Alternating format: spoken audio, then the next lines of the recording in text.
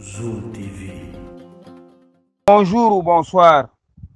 chers téléspectateurs ñi seetaan Zoom TV bismillah tey nag ñu ñëw aussi dem ci benn jàngat par rapport ak suñu match amicaux yu ñu war a am diggante Sénégal ak Bolivie ak Iran mais nag bientôt aussi ñu dem coupe du monde man de ak supporters yu bëri nit ñi ñu ngi posé wu question lan la Aliou Cissé war a def et ban intention la Aliou Cissé am ñu bëri nag nee nañu Aliou Cissé dafa nekk entraîneur boo xam ne dafa dëgër bopp quand même nee nañu ñu bëri wax nañu ko Aliou Cissé dafa dëgër bopp c'est-à-dire buy jëlee benn affaire du ko bàyyi mais nag je pense que un grand coach aussi c'est quelqu'un boo xam ne mun na jël di recul il faut aussi sonder sa population même boo nekkee président sax souvent il faut nga sonder sa population xam sa population parce que nit benn nit par rapport ak 17 millions de Sénégalais yow benn nit bii rek bon certes des fois ça arrive mais très rarement nga am raison par rapport à population bi parce que Aliou Cissé ñu bëri nee nañu moom il ne change jamais ses décisions c'est-à-dire que joueur moom bu fekkee yow joueur bi da nga fël ci loxam nga fële ci loxam moom moo tax ñu découvrir la ci grand public même boo demee ba jeexal du la bàyyi te football nag du noonu nit joueur bu demee ba jeexal il faut le laisser partir parce que noonu la defoon imposé fii Moussa Konaté tout le monde était là imposé Mame Biram Diouf tout le monde disait que ñii da nga leen di yóbbu coupe du monde mais ils vont rien faire là-bas yóbbu Mbaye Diagne aussi nit ñu bëri wax mais vraiment Aliou Cissé il est têtu nee na Russie il faut mu yóbbu Moussa Konaté il faut mu yóbbu Mbaye Diagne il faut mu yóbbu Mame Biram Diouf ñu bëri wax nañu Aliou Cissé joueurs yii nii tu as toujours essayé avec eux mais ils n'ont pas été productifs il faut changer mais nangul changer dafa dem daal ba sës ba mu xam ne fii sës na et il a été battu mu soog a changer léegi nag ñun ñu ngi koy interpeller depuis pratiquement 1 an ñu bëri ñu ngi koy interpeller ñi nekk surtout ci médias sportifs yi encore ak yenn professionnels yi ñu bëri wax nañ ko son équipe là parce que du tour quoi c'est pas parce que nit dem na Coupe d'Afrique rek gagné na qu'il va toujours rester performant non am na joueurs yu bëri tey moom mu ngi leen di woo loolu daf leen di woo par plaisir peut-être ce sont ses amis wala moom daf leen di faral mais ñooñu xam nañu ñooñu joueurs yooyu ils ne sont plus compétitifs léegi nag c'est à lui à assumer ah parce que lu muy def nii il va à la coupe du monde sénégalais nag boo gagné rek ñu ànd ak yow mais City de kon dañ lay won loo musul gis loolu moo tax nag man Aliou Cissé je l'aime beaucoup moi aussi di ko alerter parce que y a des bons joueurs tey munoo ne da ngay têtu pour bàyyi joueurs yooyu au carreau c'est des joueurs c'est des sénégalais comme tous les sénégalais tous les sénégalais sont au même pied d'égalité ci équipe nationale képp ku prouver dañ ko war a woo c'est pas un club fermé équipe bi warul nekk un club fermé boo xam ne parce que tu es ami à l'entraîneur wala entraîneur bi moo taxoon ñu xam le grand public il faut entraîneur bi protéger la non il faut prendre les meilleurs ñu gën a compétitif moo tax nag il faut ñu def pression ci Aliou Cissé wax ko aussi suñu position c'est pas parce que joueur yoo xam ne bon footballuñu ça fait presque ay 1 an dugguñu ci terrain nga bugg a jël ñooñu yóbbu leen coupe du monde pourquoi xanaa yeneen joueurs yi aussi ñoom amuñu droit football bi c'est pour l'équipe nationale c'est pour tout le peuple c'est pour toute la nation c'est le contribuable sénégalais donc bu amee yeneen joueurs sénégalais yu feeñ mun football il faut leur donner leur chance parce que man je ne peux pas admettre que Aliou Cissé ne ñi demoon Coupe d'Afrique du ci wàññi kenn te que y a des joueurs tey les joueurs comme Pape Ousmane Sakho dañ leen war a bàyyi ñu dugg ci équipe bi c'est des joueurs qui ont du talent dañ leen war a jox temps ñu jouer wane seen bopp des joueurs aujourd'hui comme Nicolas Jackson c'est des joueurs qui sont en train de prouver meilleur même que joueurs yu mu yóbbu Coupe d'Afrique am na joueurs yu mu yóbbu Coupe d'Afrique xanaa lu ñuy def foofu xanaa yóbbu ndox ci coulisse ci banc touche toog ci banc touche bi di xool à part ça defuñu leneen donc je pense que aujourd'hui s'il y a des joueurs qui sont debout qui sont compétitifs qui ont du talent kan warul leen fermer la porte il faut être ouvert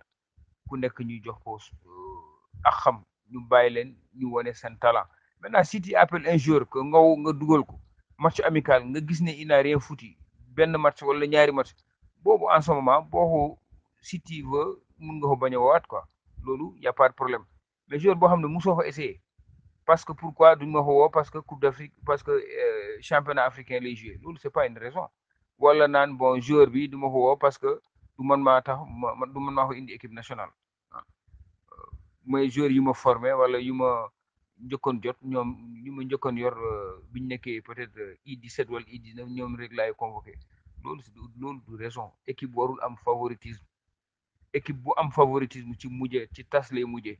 il faut ñu def une compétition comme Didier Deschamps ni muy def Deschamps boo nekkee même grand joueur si tu n'es pas compétitif il te met sur le carreau amul sentiment je pense que Aliou Cissé sentiment boobu la war a teg fële ci coupe du monde lañ jëm coupe du monde c'est les grandes équipes ñu fay daje il faut prendre les meilleurs joueurs du moment ñu gën a compétitif mais naan parce que joueur bi rek bon man maa comme ni mu defoon Moussa Konaté kii man maa ko formé woon man maa ko yóbbu woon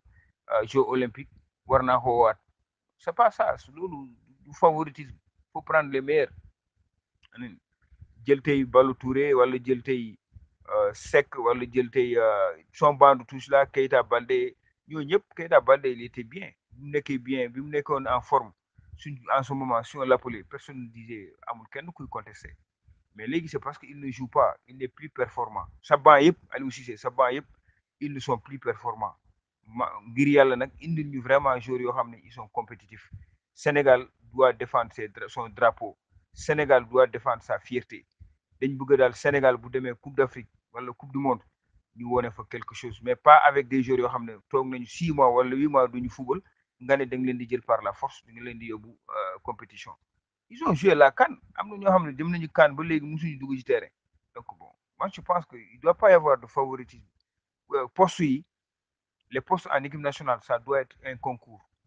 comme ni ngay defee concours dugg ci armée wala di ngay def concours dugg ci yenn secteurs yi équipe nationale bi noonu la képp kuy sénégalais nga xam ne ci am nga ascendance sénégalaise am nga descendance sénégalaise normalement dañ la war a ubbil porte nga ñëw ñu may la sa chance bu fekkee gis nga tant mieux boo gisul ñu changer la indi keneen l'équipe ça football noonu lay marché waaw mais c'est pas parce que kii nekkoon na fi depuis 2 ans ou bien 4 ans ou bien 6 ans toujours moom laa bëgg a indi ma woo ko même su fekkee sax du football ma teg ko ci bande touche bi alors que place am bi keneen mënoon na ko jël je pense que c'est ça la compétition loolu nag ñu ngi interpeller Aliou Cissé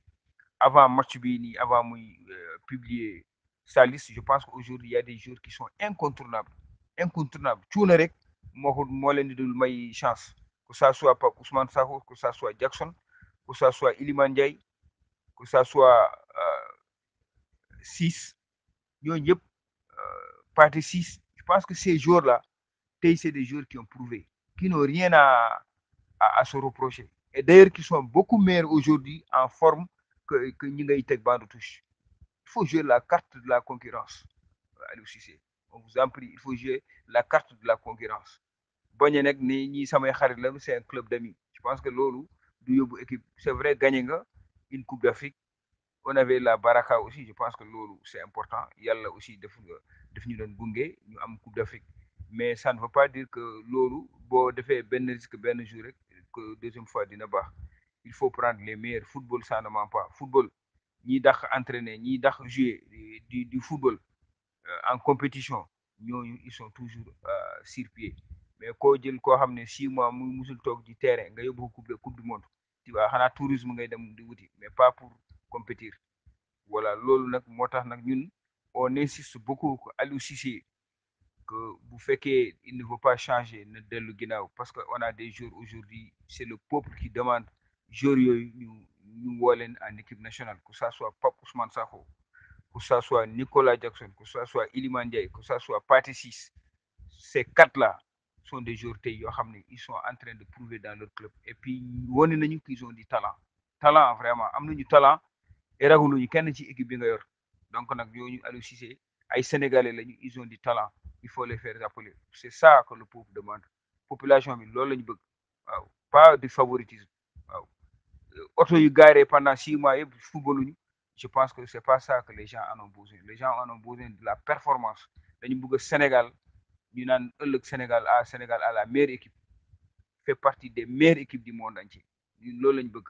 waaw loolu nag boo ko buggee da ngay indi performance c'est des jours yoo xam ne ñu ngi jouer chaque jour dans le championnat européen ñu gis leen lu ñuy def sur le terrain ma pas simplement tour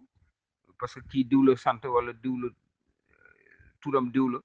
mais il ne fait pas de performance il faut pas le sélectionner il y a pas de sentiment en équipe nationale voilà mbokk yi ñu yem fii je pense que loolu interpellation bi ñuy def Aliou Cissé est-ce que il mesure vraiment la portée de ses choix est-ce que il écoute vraiment les supporters est-ce que mu ngi dégg les échos les coulisses supporters yi lu ñu bëgg est-ce que Aliou Cissé il réfléchit à tout ça donc loolu lañ bëggoon aussi interpeller aussi le président de la fédération parce que loolu c'est vraiment un grand risque tey naan da ngay yóbbu joueurs yoo xam ne amuñu compétition ñëpp xam nañu toog nañu 6 mois wala 8 mois footballuñu nga imposer leen nga bàyyi des grands joueurs wala de bons joueurs qui sont là léegi nag bi c'est de la loterie bu baaxee baax na mais bu baaxul aussi yow entraîneur bi tu vas payer tous les pots cassés parce que dañ naan yow yaa ko tey wala mënoon nga def li tu n'as pas voulu le faire donc loolu aussi ñu interpeller ko avant la coupe du monde ñu interpeller ko avant muy génnee sa liste qui réfléchit très bien sur l'avenir du football sénégalais. Zoom TV.